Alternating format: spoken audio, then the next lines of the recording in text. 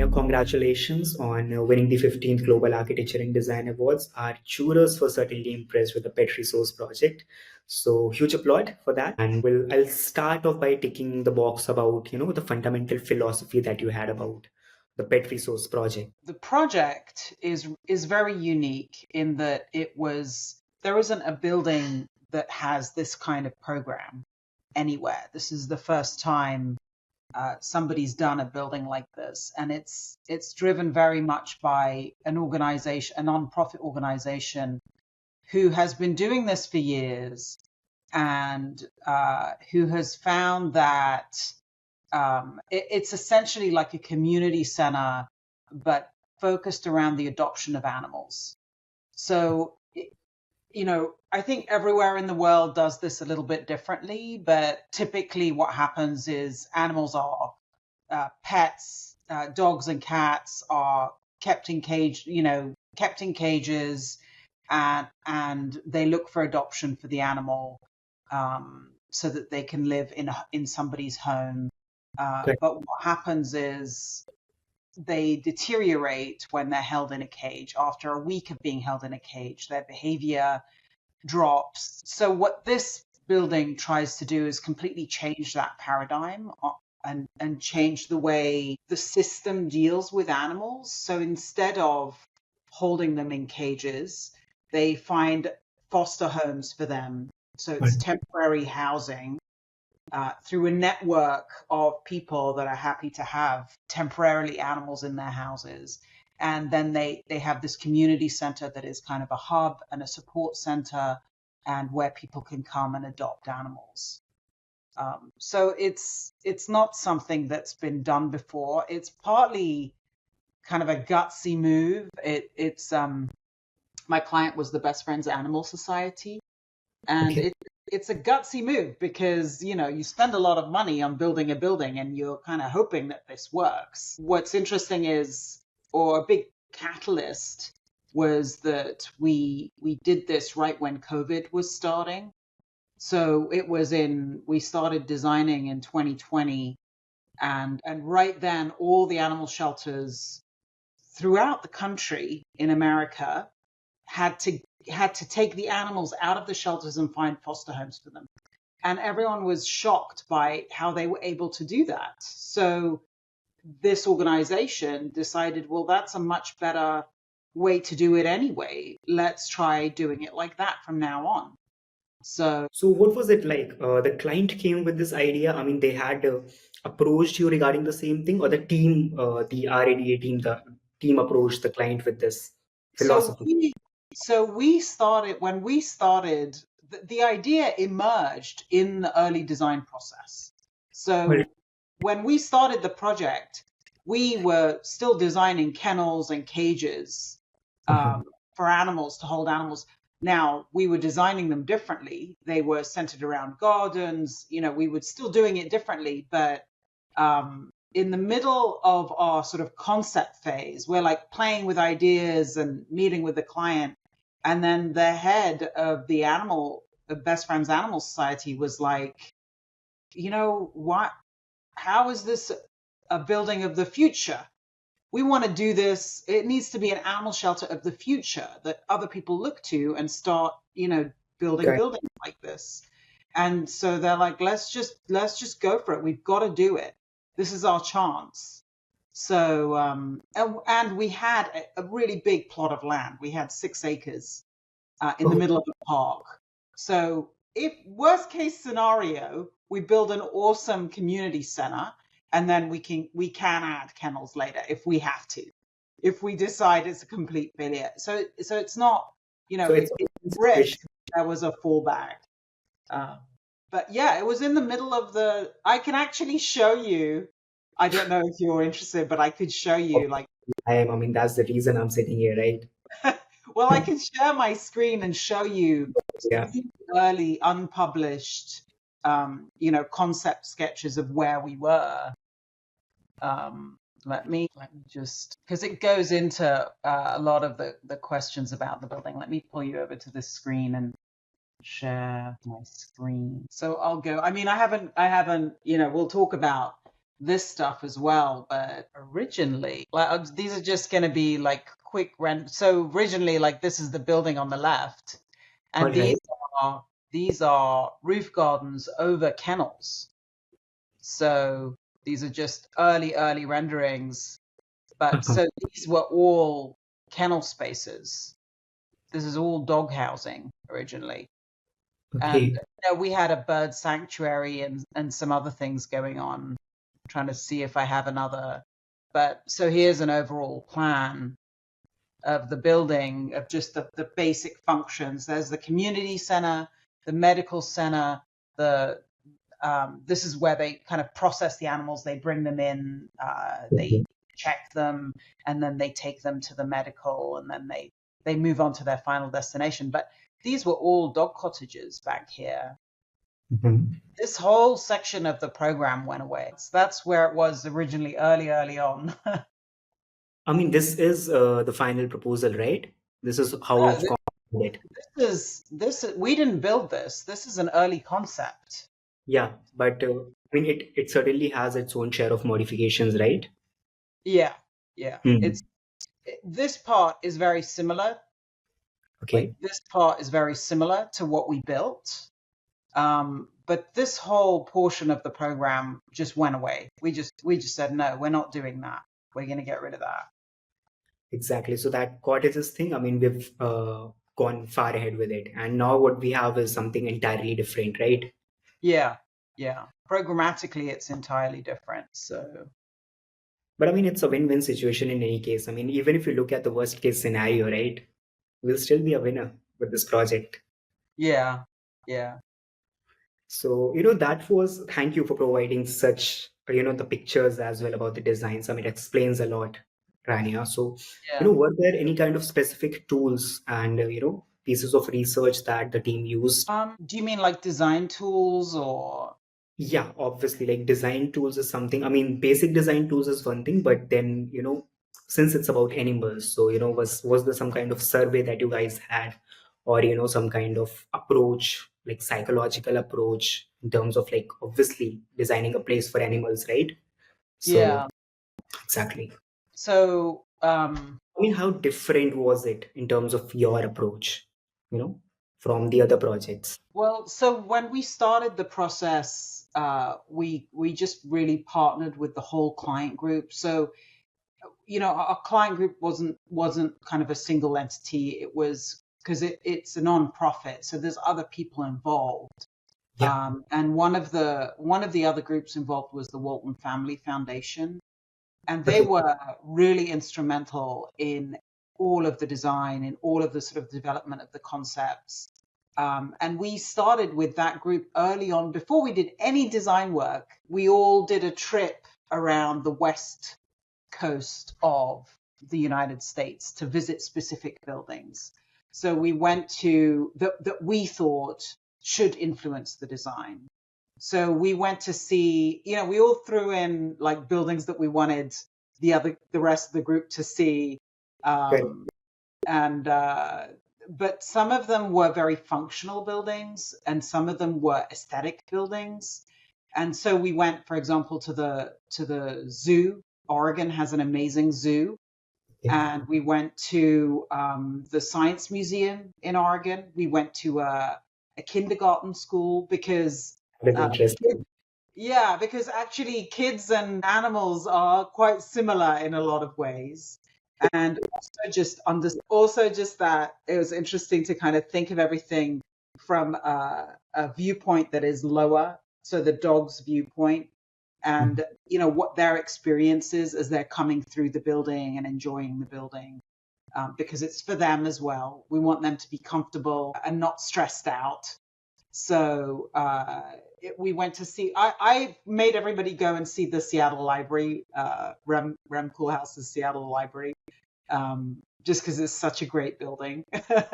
Yeah. um, and so that was what that did is kind of brought us all together in the world of design, and then afterwards we're like, this kind of space works really well. And a lot of the things that we learned in these buildings when we were doing the design, people just understood, the client group understood what we were talking about. Like when we would say we want to make a big deal out of the volunteers because these buildings. Exactly. But talking about the clients that you had for this project, which was a non-profit organization, right?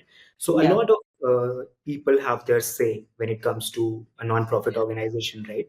So how crucial was, or how did you deal with having all of them on board?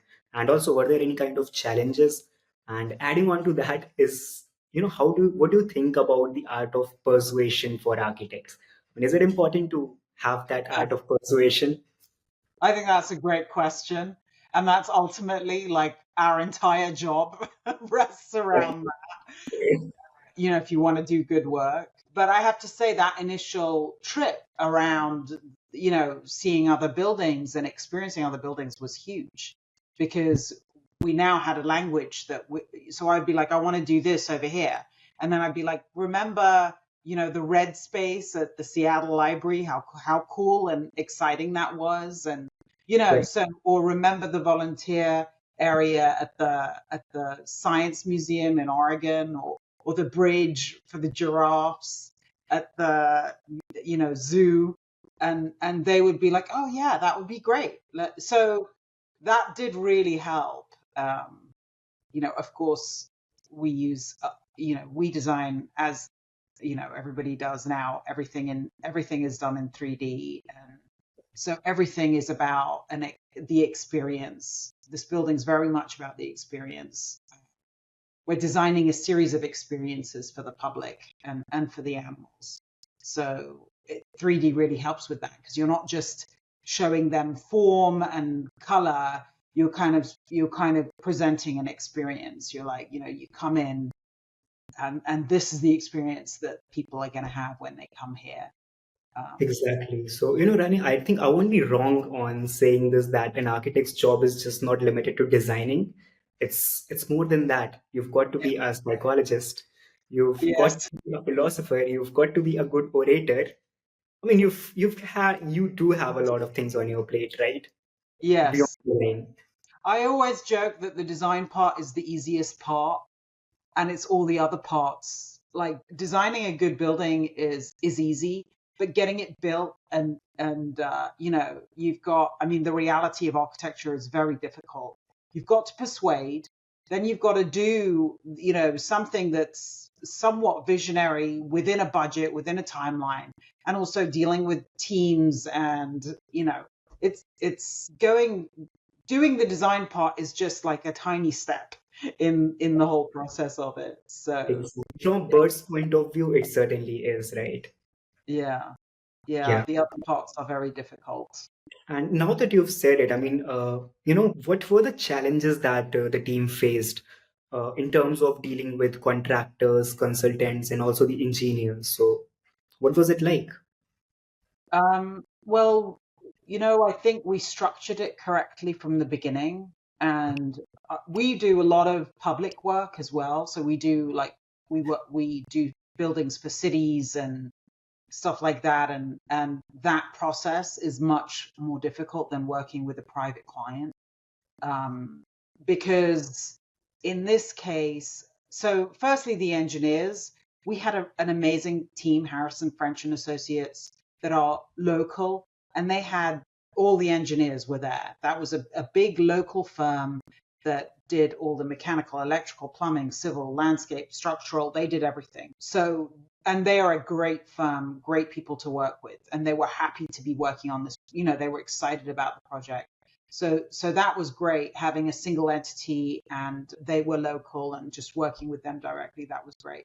And then the way the selection of the contractor was structured was, so when you do a public bid project in the Mhm. United States, it's typically a low bid project. Okay. They bid it out. You do the drawings, they bid it out, and whoever comes in lowest is awarded the project, which is, in my opinion, not a good thing because, then it's built around change orders, and it's already like a confrontational relationship from the beginning. Whereas in this case, we interviewed a series of contractors and selected the best fit for the project. And then that was very much a partnership, not sort of a, confrontational relationship, but much more of a partnership. We all wanted to do a good building and find solutions for any issues that came up. So I think it was just structured well from the beginning. Awesome. So, Rania, also, what was the material palette of the project, like, the primary materials? And also, did you like have a conscious effort of using the vernacular materials or, locally sourced material for the project? So I mentioned in my brief that the building is very much conceptually, it's this idea of creating a village, of this sort of barn vernacular. So the building is in Bentonville, which is really like very central in America, very rural. And you drive from the airport to town, and it's a tiny town. You drive from the airport to the town, and it's just green fields, and there's cows, and it's very rural, even though it is the financially or economically a huge hub. And also like very, it's Walmart is based there, and there's some other really big companies based there, which is surprising. And when you go there, it's kind of a funky, really fun, interesting town with some amazing art and some amazing architecture. But it's that's kind of central. All around is there are big fields with barns. So this building is situated in the middle of a 100-acre park that the Walton family gifted to the city. And they said, we're gonna gift this land to you, but we need 6 acres so we can build our animal care center. And so they kept 6 acres for us, but our project is in the middle of this incredible, beautiful park that they are currently developing. It's not even online yet. It's not even developed yet as a park. So that's coming up, and so our building. The idea is it's like this central barn village in the middle of this big piece of land. So in front of our building is so we worked with the park designers, Mhm. and we made sure together that the building is situated over this big oval meadow of just natural grasses and flowers and plants. Um, and so our building is this sort of barn that is perched at a higher elevation and overlooking this whole meadow area. So it's always going to have that in front of it, which is really cool. It's not going to be developed around it. This is always going to have this view forward over the meadow. So the building itself is, it's basically 3 materials. It's wood, uh, Mhm. metal roof, and that comes down and becomes the walls, and glass. And obviously glass for visibility it was crucial from the beginning that everybody could see into every space. Exactly. I mean, that's the essence of a pet project, right? So Yeah, quality is the backbone of it. yeah. And then the wood will weather just like a barn, will weather over time and gray out, and it'll refer back to these decrepit barns that you see randomly floating around the landscape. And then the metal roof, again, a typical barn material. So just very simple palette. I mean, it's not, this is a very, it's not an extravagant building. We didn't have a huge budget. We were trying to get as much as we could out of a limited budget. And so the materials are simple. The approach to that is simple. All right. So, Rania, what is your idea about rethinking the future in terms of architecture and design? What must be the step that architects take in order to, serve better for the next generation? Not exactly next generation, but also for the future in general. I mean, there's some clear movements that are out there, but I am a big believer in rethinking program, and like, what are we doing in these buildings, and why are we confined to doing things the way that we've always done them? So you think about a library or a school or an animal facility, and we have a certain way of doing it, and we're like, this works, this is a great way to do it, we're going to line up the stacks, we're going to however it is we're going to do it. However, we've done it for many, many years, but then it becomes really interesting, especially since, technology is just pushing forward and AI is pushing forward. Um, Thinking about how do we do that now? And COVID was a great test because that kind of pushed everybody out of their comfort zone. Like, okay, we've always been working in an office, but what about now? Do we want to continue working in an office forever? How are we working now? So what COVID did to office work, we should be using that mindset for other kinds of spaces. Like how does different ways of doing things affect program and how we craft spaces? Um, Beyond the obvious like sustainability. I mean, those are already like have big, strong trajectories forward. I am very interested in different ways of doing things programmatically, crafting spaces that achieve a different kind of behavior inside them. But at the same time, do you really think that if you look at architects, it is often said that they have their big egos, obviously, right? I mean, when you execute projects of such breadth, you've got to have that big ego, right? So, there are designers and architects who've had rigidity in their approach, right? Let's say you've designed 10 buildings and 9 of them would be similar to every other building, right?